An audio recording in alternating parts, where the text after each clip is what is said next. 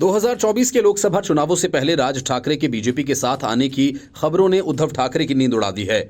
वजह यह कि राज ठाकरे के साथ होने का मतलब सीधा कि राज ठाकरे के साथ आने से उद्धव ठाकरे की बची खुची संभावनाओं पर ब्रेक लगना है, क्योंकि अतीत में भी राज ठाकरे ने सबसे ज्यादा नुकसान शिवसेना को ही पहुंचाया, वो भी मुंबई, नासिक और पुणे जैसी जगह पर। बीजेपी की अगुवाई वाले महायुति गठबंधन बीजेपी, शिवसेना, शिंदे, एनसीपी, अजीत पवार ने राज्य की 48 में से 45 सीटें जीतने का टारगेट तय किया है। महायुति गठबंधन के नेता देवेंद्र फडणवीस, एकनाथ शिंदे और अजीत पवार अब इसी टारगेट को लेकर राज्य में सियासी समीकरण बैठा रहे हैं। राजनीतिक हलकों में चर्चा है कि राज ठाकरे महायुति के 45 सीटों को जीतने के लक्ष्य में मददगार हो सकते हैं।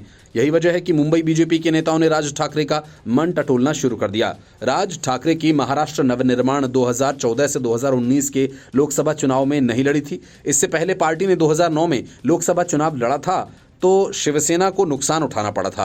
राज्य की 9 से 10 सीटों पर शिवसेना को नुकसान पहुंचाया था।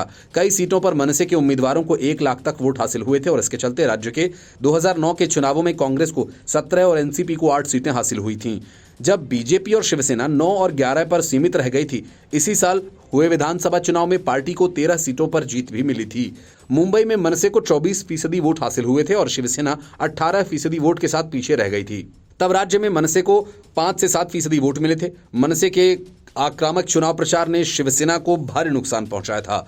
कुछ जगहों पर मनसे से एनसीपी को भी नुकसान हुआ था। मनसे ने लाल बाग, परेल, दादर, माहिम में अपने पारंपरिक गढ़ों में सेना के उम्मीदवारों को हराया।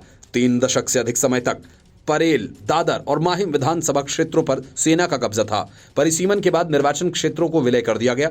उनका नाम बदलकर सेवरी और माहिम कर दिया गया। मनसे की 2009 की ताकत को बीजेपी 2024 में आजमाना चाहती है। राज ठाकरे के बीजेपी के साथ आने के बाद उद्धव गुट को नुकसान हो सकता है। बीजेपी महाविकास आघाड़ी को कमजोर करके अपनी राह आसान करना चाहती है। राज ठाकरे की जो राजनीति है वो काफी आक्रामक है और लगता नहीं कि प्री पोल अलायंस में एनडीए के साथ आना चाहेंगे। वे पोस्ट पोल अलायंस के लिए राजी हो सकते हैं। अगर मनसे चुनाव लड़ेगी तो निश्चित तौर पर उद्धव गुट को ही नुकसान होगा। चर्चा है कि शिवसेना उद्धव गुट के नुकसान में ही बीजेपी का फायदा छिपा हुआ है। ये एनडीए के साथ आएंगे तो शिवसेना गुट की मजबूत सीटों पर मनसे चुनाव लड़ सकती है। दूसरी संभावना यह भी है कि वे चुनाव लड़ें और बाद में महायुति का हिस्सा बने। इसका फैसला राज ठाकरे को करना है। मनसे ने 2009 के लोकसभा चुनाव में 11 सीटों पर उम्मीदवार खड़े किए थे।